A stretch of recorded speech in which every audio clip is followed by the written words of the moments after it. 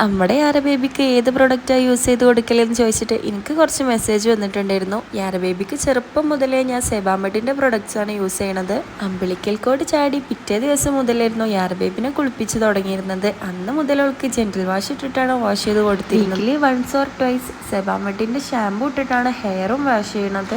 സെബാമെഡിൻ്റെ തന്നെ diaper rash cream ഞാൻ വാങ്ങിച്ചിട്ടുണ്ടായിരുന്നു. പക്ഷെ അതിൽ ഞാൻ ഫുള്ളി സാറ്റിസ്ഫൈഡ് അല്ലായിരുന്നു. ഓരോ ബേബീസിനും ഡിഫറെൻറ്റ് സ്കിൻ ടൈപ്പ് അല്ലേ, മേ ബി അതുകൊണ്ടാവും യാര ബേബിക്ക് റാഷസ് ക്രീം വല്ലാണ്ട് സെറ്റ് ആയിട്ടില്ലായിരുന്നു. സോ കറൻ്റ്ലി ഞാൻ അവൾക്ക് സുഡോ എന്ന് പറഞ്ഞിട്ടുള്ള ക്രീമിലേക്ക് സ്വിച്ച് ചെയ്തിട്ടുണ്ട്. ആൻഡ് എക്സ്ട്രാ സോഫ്റ്റ് ക്രീമും പ്രൊട്ടക്റ്റീവ് ഫേഷ്യൽ ക്രീമും യൂസ് ചെയ്ത് കൊടുക്കലുണ്ട്. ഫേഷ്യൽ ക്രീം യൂസ് ചെയ്യുമ്പോൾ മോസ്കിറ്റോ ബൈറ്റിന്റെ പാടും അവളുടെ നെയില് തന്നെ തട്ടിയിട്ടാവണ കുഞ്ഞു കുഞ്ഞു മുറികളുടെ പാടുകളൊക്കെ പോവാറുണ്ട്. യാര ബേബിക്ക് ഇതുവരെ ഞാൻ ഫേസിൽ പൗഡർ ഒന്നും യൂസ് ചെയ്ത് കൊടുത്തിട്ടില്ല. യാര ബേബിക്ക് നല്ല ഒരു ബേബീസിനും പൗഡർ ഫേസിൽ യൂസ് ചെയ്യാത്തതാണ് നല്ലത്. ഫേസിൽ പൗഡർ അപ്ലൈ ചെയ്ത് കൊടുക്കുമ്പോൾ ബ്രീത്തിങ് പ്രോബ്ലംസ് വരാനുള്ള ചാൻസ് കൂടുതലാണ്.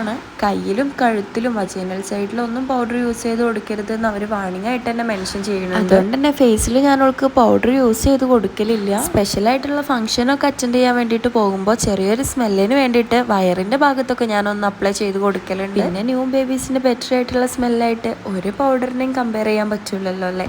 അപ്പം അത്രേ ഉള്ളൂ. Okay, by.